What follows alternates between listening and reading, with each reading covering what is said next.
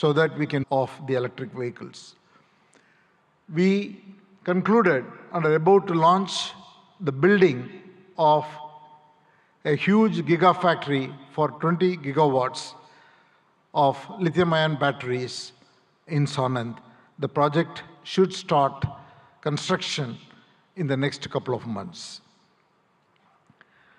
Then we also are building the C-295 defense aircrafts, initially in Vadodara and then in Dholera, and that work is going on full swing.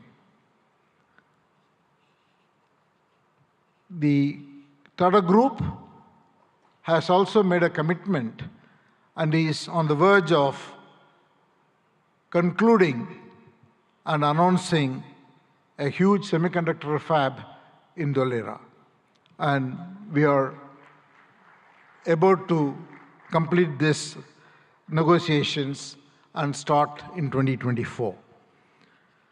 In addition to that, the Tata Group is also building, in partnership with the Government of India and Gujarat government, an Indian Institute of Skills Institute, which will be constructed over 3.2 lakh square feet and should be fully operational and will train more than 25,000 professionals every year, primarily in advanced manufacturing, electric vehicles, advanced electronics, and then hospitality. And the project's first phase will be launched in March 2024. In all, we see Gujarat as a very, very important destination, not only for business growth, but for the future advanced technology industries that India is looking to grow at. With all this, Gujarat is one of the most important destinations for the Tata Group, and we hope to play a very important role in the future of the economic development of this state. Thank you once again, Honorable Chief Minister, for inviting me, and thank you, Prime Minister, for your leadership. Thank you very much, sir.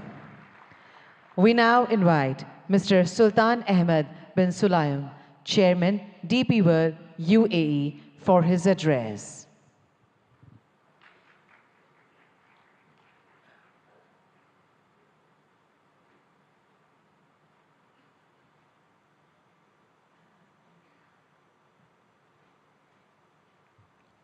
Honorable Minister Shri Narendra Modi, Honorable Chief Minister of Gujarat, Shri Bhupendra Patel, dignitaries of Government of India, UAE, and partner countries. Distinguished guests, good morning. It's a great honor and a privilege to address the inaugural session of the 10th edition of the Vibrant Gujarat Global Summit. It is heartening to see Honorable Prime Minister Modi's vision of Vibrant Gujarat became a reality. I would like to congratulate and thank the Government of Gujarat, led by Honorable Chief Minister Bhupendra Patel, for organizing this summit and inviting me. The 10th edition of the Vibrant Gujarat Summit truly showcases its exponential rise as India's premier business forum, guiding the nation to Honorable Prime Minister's vision of Viksit Bharat 2047. Gujarat also have been a pioneer in developing and promoting various industrial clusters and states, such as the Gujarat International Finance Tech City, the Dholera Special Investment Region, and the Gujarat Maritime Cluster, truly acting as the gateway to the future. Gujarat has a special place within the strong bilateral ties between UAE and India. The UAE is one of the biggest overseas investors in Gujarat, having invested more than $2.4 billion since 2017. And these strong connections have seen Gujarat export more than $7 billion worth of goods to UAE in the last year.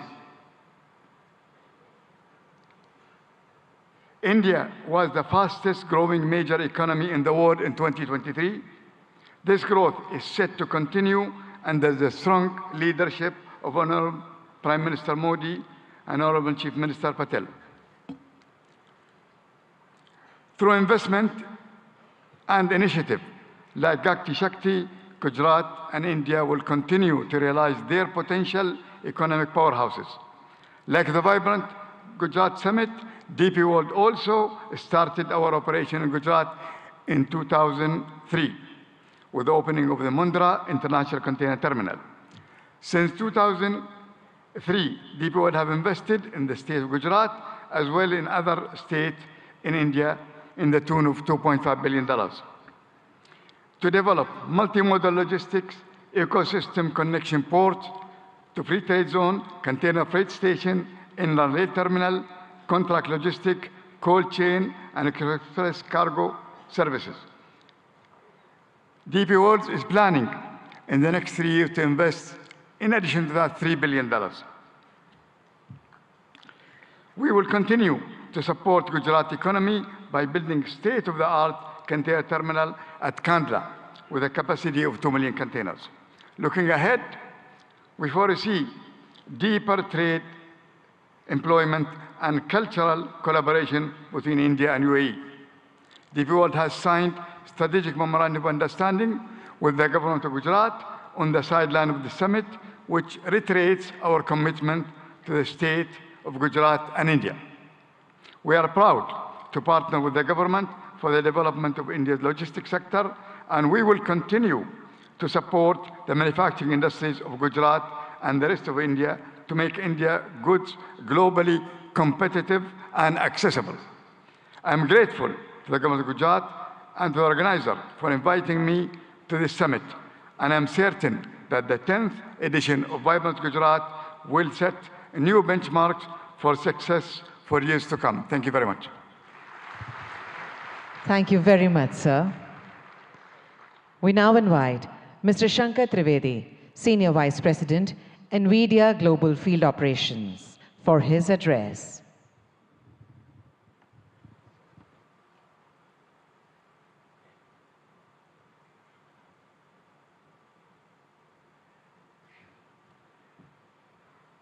Namaste. Good morning, Honorable Prime Minister Narendra Bhai Modi ji, Honorable Chief Minister Bhupendra Bhai Patel ji, distinguished heads of state and leaders of government, and captains of industry, ladies and gentlemen, ane bhaiyo ane behno. It's such a pleasure and honor to be part of so many giant captains of industry here as a humble Ahmedabadi boy who started many years ago, went to IIT Delhi, and now I have the privilege of representing NVIDIA at this summit.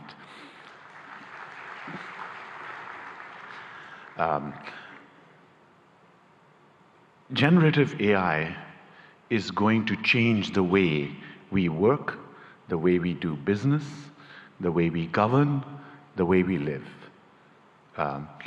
Just like the internet starting 30 years ago and the mobile revolution starting 25 years ago, the generative AI revolution will also do the same. Generative AI is going to affect all of you.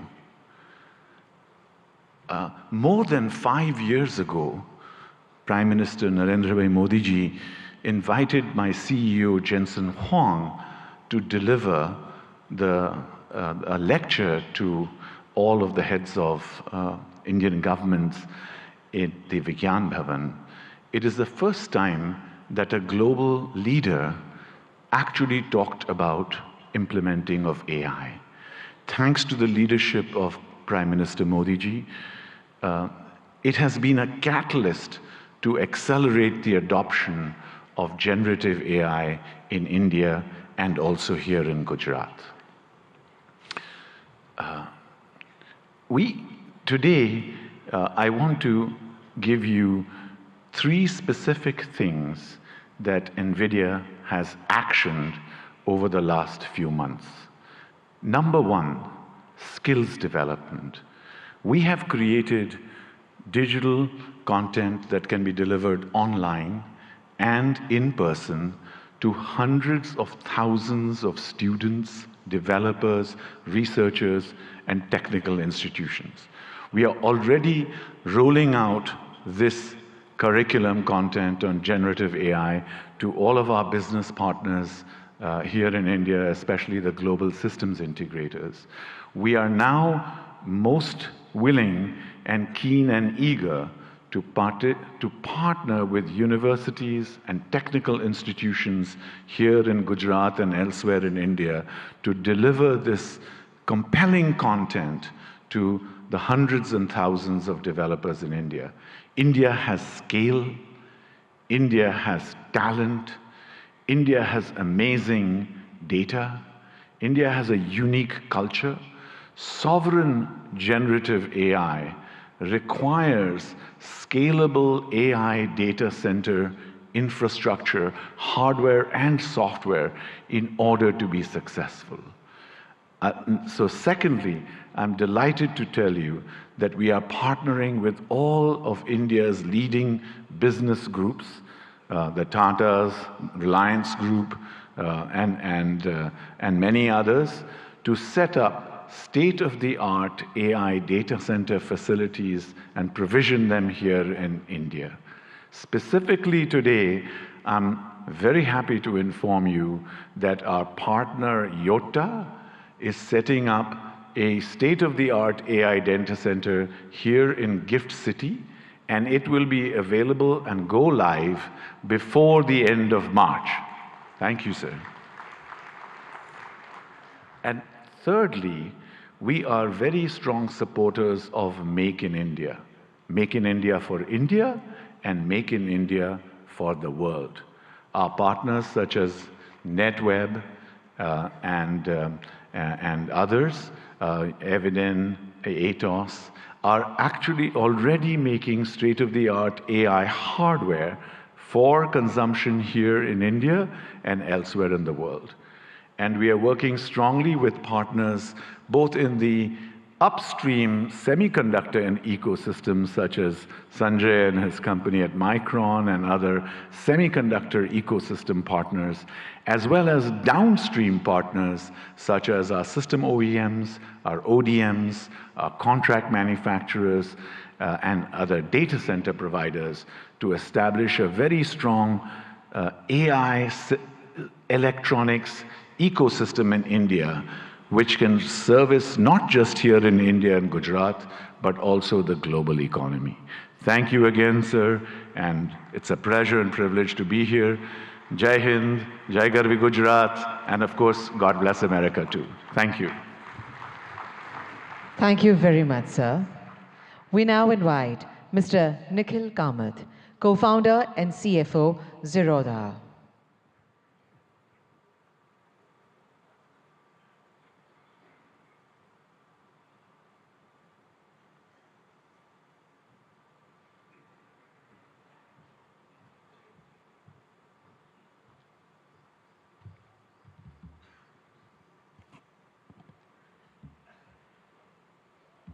I only have 3 minutes today, so I won't waste too much time by talking about me or setting context. Picture a 17-year-old boy, a school dropout in Bangalore from 20 years ago, not particularly smart, not too educated, and no capital at hand. Bangalore from 20 years ago was a lot quieter, greener, without the vibrance that one might associate with Bangalore today. The fact that I'm able to stand here today in front of all of you, people I have idolized for so long, that opportunity to me has been incredible, and that to me is the India story.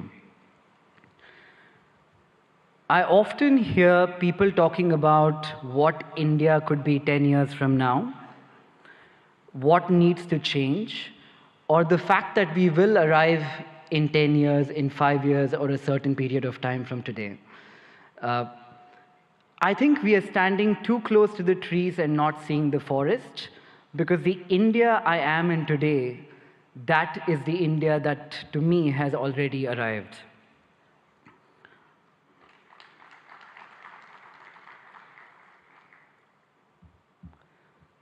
The opportunities the country threw to a 17-year-old boy, again with no education, no capital, or exceptionally smart, this, in my view, has not happened forever.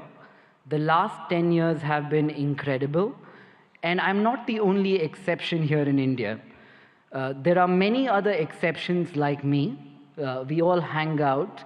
We call this the startup ecosystem of India.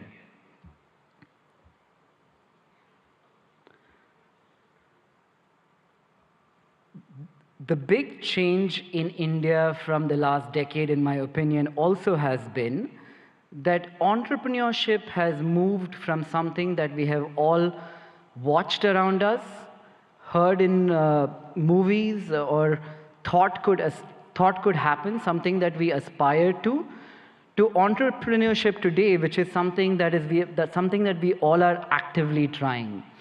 You could take an example of this being a housewife watching Shark Tank, a small-time shoe salesman selling online on Flipkart. These are not stories that existed 10 years ago. To that one man in the audience here today, who in my opinion has facilitated this stable ecosystem for people like me to thrive, and millions of other who we call the youth of India to thrive, I would like to say thank you, Modi ji, for having created this ecosystem for all of us.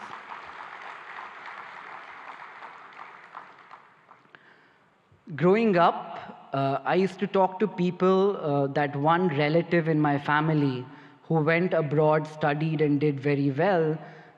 Traveling to the West seemed to be the best thing that could happen to anybody. Today, when I talk to Indians in the West who have done very well, the only thing I hear from them, it's a very young word, I call it FOMO, the fear of missing out. They're talking about India as the story that they fear missing out today. That change which has happened in the last 10 years is so evident to see that it makes me feel proud. It makes me feel like I'm in the right place at the right time, and that place today is India.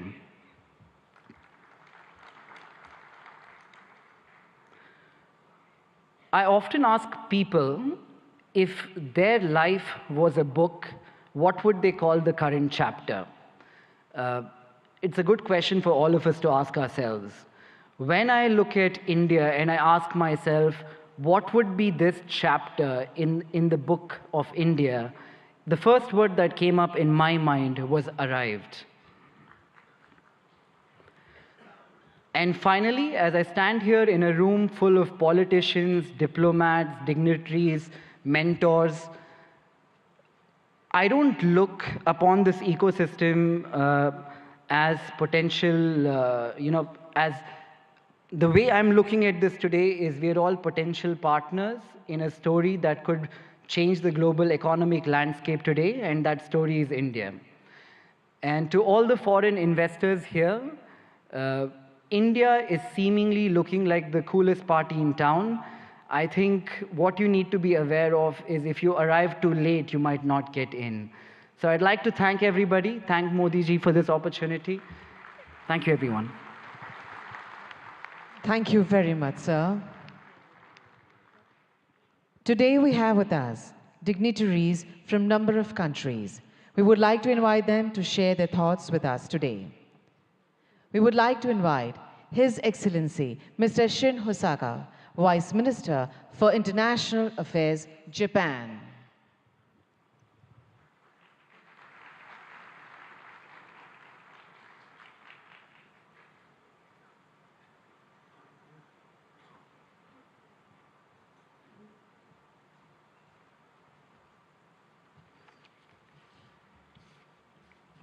Namaskar. Good morning. Honorable Prime Minister Narendra Modi, Honorable Chief Minister of Gujarat, Bhupendra Patel, distinguished guests, all the delegates in attendance, my name is Shin Hosaka, Vice Minister for International Affairs of the Ministry of Economy, Trade and Industry of Japan, or METI for short. First of all, on behalf of the Japanese government, I'd like to express our gratitude to Prime Minister Modi for the letter to our Prime Minister Kishida expressing his condolences regarding the large earthquake January 1st in the Noto region in Japan. Thank you very much. Well, thank you for graciously inviting me to Vibrant Gujarat 2024. It's a great honor to have a speech in this Sunday event. With the world facing multiple crises that include natural disasters, climate change, and geopolitical tensions, from international cooperation for addressing challenges on a global scale is taking on greater importance. I wish to express my admiration for the formidable leadership of Prime Minister Modi, who, despite such difficult circumstances, has successfully upheld India's great responsibility of the G20 presidency and continues to tackle the promotion of economic cooperation among the global South nations and the resolution of other challenges on a worldwide scale. India and Japan are special strategic global partners bound by the universal values of freedom, democracy, human rights, and rule of law that we have shared over our long history of exchange. Being that we are at such global turning point, I firmly feel that more than ever, the strengthening of relations between India and Japan in the economic sector is imperative for the sake of carving out a sustainable, peaceful future. Up to this point, Japanese corporations have continued to invest in the nation of India with a cumulative amount of investment between 2000 and 2023, reaching $38.3 billion. This amount is second in the world when tax havens are excluded. The number of Japanese corporations that have entered into the Indian market and the number of their bases of operations they have respectively reached 1,400 and 4,800. Over time, these corporations have kept on contributing to the further development of India's manufacturing sector, particularly the automotive field. In the state of Gujarat, a manufacturing industry ecosystem centered on the 4- and 2-wheeled vehicle sectors have been intensively built there. In order to further accelerate the Make in India initiative, Japan will further tackle the improvement of the investment environment through support for Japanese industrial parks. Gujarat currently hosts 6 Japanese-style manufacturing schools where we develop human resources to work on the manufacturing front lines. We intend to continue lending our cooperation in this field going forward. Initiatives by Japanese corporations are also extremely active. To give an example, Suzuki has already produced 750,000 vehicles at its Gujarat-based factory that it sells all over the world, not just in India. Moreover, the company has also adopted a plan to export electric vehicles produced in Gujarat to Japan and Europe in 2025 and beyond. I feel deep gratitude towards the Indian Gujarat governments for their cooperation for so long. Last July, we announced the Japan-India Industrial Co-Creation Initiatives in order to go beyond cooperation in the automotive industry and other existing industry domains to create industries in the name of further developing relations between our respective nations as we move forward. In the semiconductor, hydrogen green, and digital domains in particular, METE is carrying out preparation to proactively assist with business development in India. For cooperation surrounding semiconductors, in July 2023, we executed the Japan-India Semiconductor Supply Chain Partnership and launched a policy dialogue. Last November, we promptly held our first meeting of that partnership, which had over 100 individuals representing Japanese semiconductor-related enterprises in attendance. This time, as well, we carefully selected some semiconductor corporations with considerable potential to contribute to India and asked them to accompany us here. We hope to go beyond contribution to the establishment of semiconductor ecosystem in India in the form of developing semiconductor manufacturing environment, improving the logistic environment, and developing semiconductor human capital. For the hydrogen domains as well, we are providing support for attracting Japanese cooperation to India and lowering the initial risk associated with the start of operations in order to accelerate cooperation with the nation. In fact, world-leading equipment such as water electricity systems and ammonia mixed combustion burners is in the process of being introduced in India. In addition, METE will enact budgetary measures of $200 million for the purpose of accelerating economic cooperation with India. Our hope is to develop concrete projects through these funds towards the future.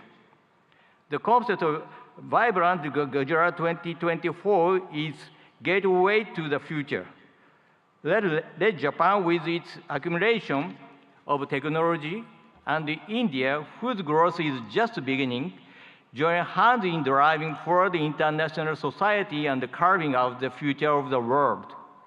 I will close my speech with the pledge of cooperation as a representative of Japan, India's best friend.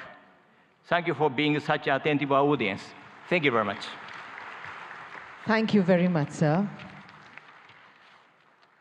We now invite His Excellency, Mr. Ibrahim Yusuf Al-Mubarak, Assistant Minister of Investment, Kingdom of Saudi Arabia, for his address.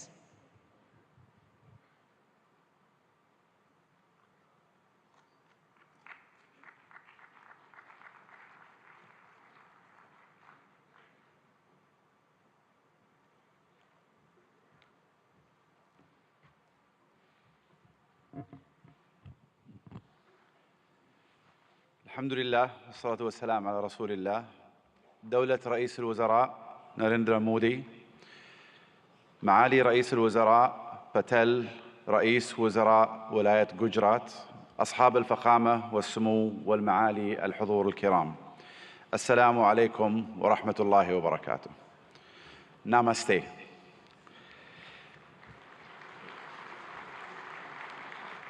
يشرفني الانضمام إليكم هنا في ولاية جوجرات، والتي تجمع اليوم قادة حكومات وقطاع الأعمال والاستثمار من جميع أنحاء العالم، وأنقل لكم تحيات مولاي خادم الحرمين الشريفين الملك سلمان بن عبد العزيز آل سعود، وسمو سيدي ولي العهد ورئيس مجلس الوزراء الأمير محمد بن سلمان إلى حكومة الهند بقيادة دولة الرئيس مودي، لاستضافتها لهذه النسخة العاشرة من قمة جوجرات العالمية النابضة بالحياة. اسمحوا لنا بداية أن نشيد برحلة الهند الاقتصادية المبهرة، والتي وصلت بالهند إلى المرتبة الخامسة على مستوى العالم من حيث الاقتصاد والاستثمار الأجنبي المباشر. كما نهنئكم على رئاستكم الناجحة لمجموعة العشرين كصوت للاقتصادات الناشئة، وهو مما يهمنا بالتأكيد كعضو في مجموعة العشرين، إضافة إلى أننا نفخر بانضمامنا إلى البريكس في هذا العام. منذ أن انطلقت رؤية المملكة 2030 قبل ما يقارب 8 سنوات، ارتفع ناتجنا المحلي بنسبة 66%، وتضاعف استثمارنا الأجنبي المباشر 4 مرات، ونحن على بعد نقطة واحدة فقط من هدفنا المتمثل أن تصبح المملكة العربية السعودية أحد أكبر 15 اقتصاداً في العالم بنهاية هذا العقد بإذن الله. إن مكانة المملكة كشريك استثماري في البنى التحتية التقليدية والطاقة في القرن العشرين تتجاوز ذلك، لتشمل القطاعات الصناعية والخدمية في القرن الحادي والعشرين، مثل السياحة والثقافة والنقل والطاقة المتجددة وتقنية المعلومات والاتصالات والمدن والمصانع الذكية، بالإضافة إلى البناء والنفط والغاز. إضافة إلى أن أصول صندوق الاستثمارات العامة السعودي تجاوزت 700 مليار ريال، كما يحتل سوق الأسهم في المملكة المرتبة التاسعة عالمياً، بعد أن صعد من المرتبة 25 في عام 2016، وقد بلغت الشركات المدرجة في السوق السعودي أكثر من 200 شركة، ويشاركنا اليوم مجموعة من هذه الشركات. إن مشاريع المملكة تعد فريدة من نوعها من حيث النطاق والطموح، لأنها تمثل بعضا من أكبر المشاريع المستقلة على مستوى العالم، وتوفر للمستثمرين فرصة استثنائية لإعادة تعريف الصناعات والحصول على حصة في السوق، ومنها اليوم مشروع البحر الأحمر، القدية والعلا، ومشروع بوابة الدرعية وغيرها من المشاريع. وخلال هذه القمة ستتاح لكم الفرصة لمعرفة المزيد مباشرة من الأشخاص الذين صمموا هذه المشاريع وقادوها منذ البدايات. أصحاب الفخامة والسمو والمعالي الحضور الكريم، إن المملكة العربية السعودية لا تشترك مع الهند في المصالح الاستراتيجية فحسب، بل تشتركان أيضاً في طموحات مماثلة تشمل التحول الرقمي والابتكار والدفاع والفضاء. كما تفخر المملكة بكونها جزءاً من الاتفاقية التاريخية والتي تم الإعلان عنها على هامش قمة مجموعة العشرين المثمرة التي عقدتها الهند في سبتمبر الماضي، وهي اتفاقية إنشاء ممر اقتصادي يربط الهند والشرق الأوسط وأوروبا بالسكك الحديدية وخطوط الموانئ وخطوط الأنابيب، كذلك مثل كابلات البيانات والهيدروجين والكهرباء، مما سيعزز بإذن الله سلاسل الإمداد والتوريد في جميع أنحاء العالم، مع خلق فرص استثمارية غير مسبوقة في المملكة والهند والدول الشريكة الأخرى. في الختام أشكر مضيفين الكرام جميعاً على استضافتنا، ونسأل الله لهذه القمة التوفيق والنجاح، وأشكركم جميعاً على اهتمامكم وحسن الاستماع. شكراً جزيلاً، والسلام عليكم ورحمة الله وبركاته. Thank you very much, sir. We now invite Lord Tariq Ahmed, Minister of State, Middle East, North Africa, South Asia, United Nations and the Commonwealth, UK, for his address.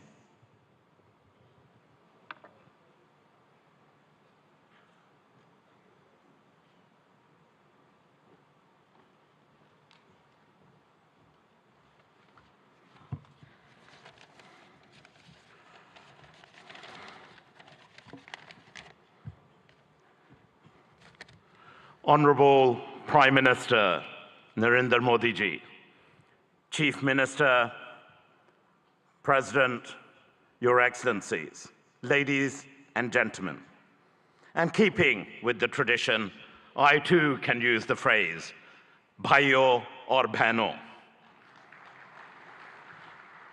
ब्रितानी सरकार की तरफ से भारतीय सरकार को नमस्कार और बहुत-बहुत बधाई हो। मुझे बड़ी खुशी है कि आज ब्रितानी का सरकार का नुमाइंदा एक ऐसा इंसान है जिसका हिंदुस्तान से एक गहरा ताल्लुक है. Prime Minister Modi ji, you defined the living bridge between our United Kingdom and India. And therefore, it is appropriate that I also extend the greetings of my Prime Minister, Rishi Sunak, indeed the son-in-law of Bharat, the son-in-law of India.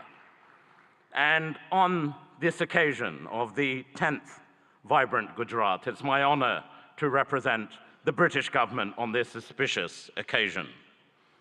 This summit has truly, in every sense, served as a masterclass on how to go about attracting global investors, to have a stake in that remarkable growth, which, as we've seen captains of industry line up and say, is truly remarkable of India-Bharat story. Our nations may be separated by thousands of miles geographically, but that vast distance can diminish with the warmth between our people, that living bridge. And there is so much in common between our two nations. I'm going to park the whole theory of cricket for a moment, but that is an important bridge. And to those nations represented here who don't quite understand cricket, I assure you we, the UK and India, stand together in helping you understand this great game. But India's leadership, and in congratulating the Prime Minister and indeed the whole government of India on G20 last year, was a true testament to its determination. And I'm grateful to my friend, the Minister for External Affairs, Jaishankar ji, for your leadership during that occasion, along with Prime Minister Modi ji as well. And I'm really confident, Prime Minister, that this living bridge of people and ideas and innovation will truly make our partnership a potent combination for the years ahead. And I just want to reflect briefly on the why this is. India is the second largest investor in the United Kingdom. More than 900 Indian businesses operate in the United Kingdom. Indian FDI in the UK is growing faster than any other country. And for our part, the United Kingdom has a unique mix of world-class expertise and indeed talent. Total trade in goods between our two nations stands at over £38 billion. That's close to $50 billion. And that's increased in the last year alone by 24%. And that demonstrates the real strength between the two nations. The United Kingdom is the most globally connected economy in the G20, ranked second globally for soft power, and the first in the G7 for international research, collaboration, and impact. And I know those are important sectors right here in Gujarat and for India as well. And we've heard already a great deal about green finance. London is also #1 globally for green finance. And that's why we are truly ambitious. We are excited by the potential of our partnership with India and in particular with the state of Gujarat. And the United Kingdom is collaborating on many exciting projects in how we develop our relationship with Gujarat as we move forward. Take, for example, the Statue of Unity, designed by UK architects, Arab, which now stands tall as a symbol of a new, confident India. Or the JCB factory, designed by Mott MacDonald, whose machinery is now powering India's incredible infrastructure development. But, Prime Minister, Chief Minister, we want to go further. We want to do more. And of course, we understand the power of education, and we're proud of the strong association between India and the United Kingdom when it comes to our education sectors as well. When you power someone, an individual, no matter where in the world, through education, you empower them, their families, their communities, indeed their nations. And I know, Prime Minister, Modi ji, what a priority this is for you. And it is also live right now. We have just signed a MOU to enable closer collaboration between our higher education institutions. We want to go further in the areas of the creative economy, nurturing artists and boosting cultural exchange. Be in no doubt, business links will continue to grow, creating jobs and prosperity, whether it's from here in Ahmedabad to Aberdeen in Scotland in the United Kingdom. Our old friendship is blossoming into a new partnership. Bharat और ब्रितानी एक बहुत गहरी दोस्ती है, एक जिंदा संबंध है. It is a true friendship, a lasting friendship, a deep friendship, and a binding friendship and partnership for today and the future. हमारी तरफ से आपको चीफ मिनिस्टर साहिब, गुजरात इस मौके पे आपका हम बहुत धन्यवाद करते हैं. Thank you so much. बहुत बहुत धन्यवाद. Namaskar. Thank you very much, sir. We now invite His Excellency Mr. Vahan Karobian, Minister of Economy, Armenia.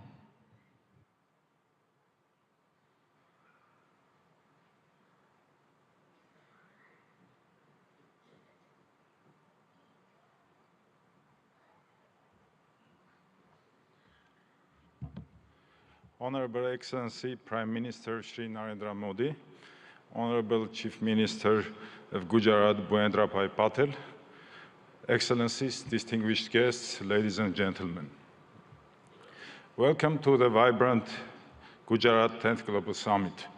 As Minister of Economy of Armenia, I'm delighted to share the remarkable strides of our nation has made, especially in the realm of technology, trade and investment. Our economy is doubled in 3-year time, and economic boom has not only reshaped our domestic landscape, but also positioned Armenia as the most advanced economy within the Caucasus and Eurasian Economic Union. In the burgeoning tech sector, dynamic trade environment and attractive investment opportunities in Armenia have drawn global attention.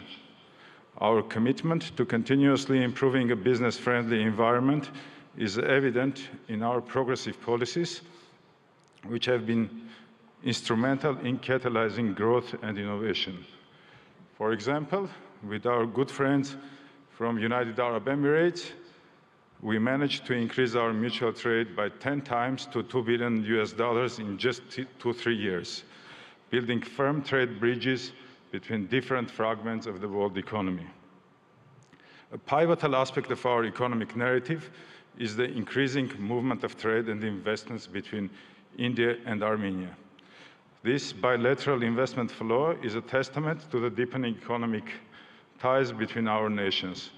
It's heartening to see Armenian investments finding a fertile ground in India, and likewise, Indian investments flourishing in Armenia.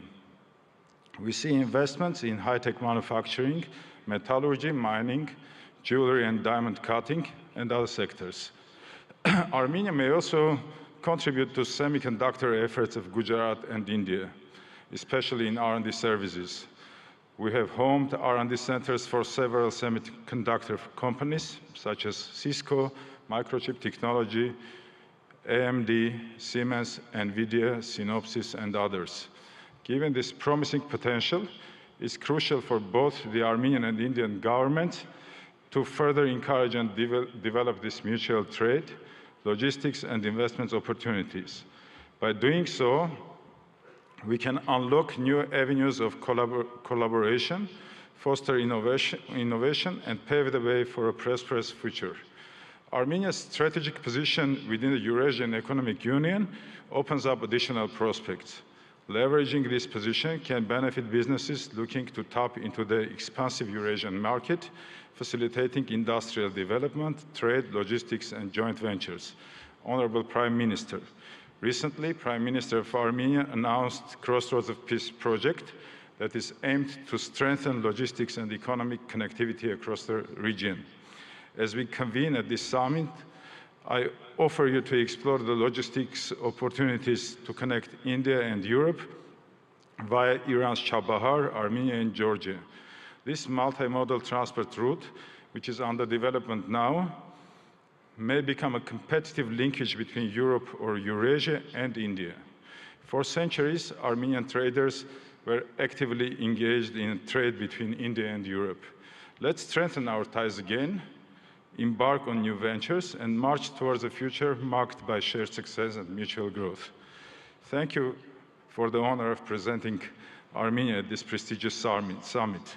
Together, let's build a framework for sustained cooperation and mutual investments that benefits both our great nations and the region as a whole. Let's build the gateway to the future. Thank you. Thank you very much, sir.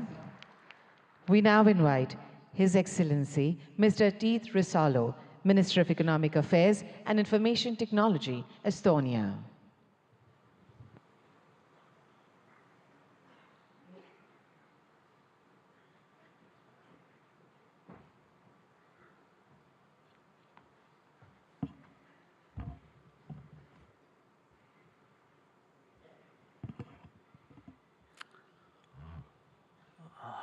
Prime Minister, Chief Minister, Excellencies, ladies and gentlemen, dear friends, namaste, or tere hommikust, as we say in Estonian. I believe India is a spiritual country where people believe still in miracles. And let me present you one straight away. It's me standing here representing the Republic of Estonia, free and independent country with a population of 1.4 million. Archaeology tells us that Estonians have been living in the same place for 5,000 years. But from the written history of 1,000+ years, we have been independent only 50. Despite that, we have maintained a unique culture and a full-blown, unique language and a full-blown culture. We regained our independence only 30 years ago. We started from zero. We had devastated economy, zero capital, and no major natural resources. For now, we are widely recognized as first and one of the most advanced digital societies. Estonia is a global leader in harnessing the power of technology for its citizens. But the truth is, miracles just don't happen. You have to work hard to arouse them. And that's why we are here, to work together with nations and regions who share the same values: democracy, rule of law, market economy, drive forward.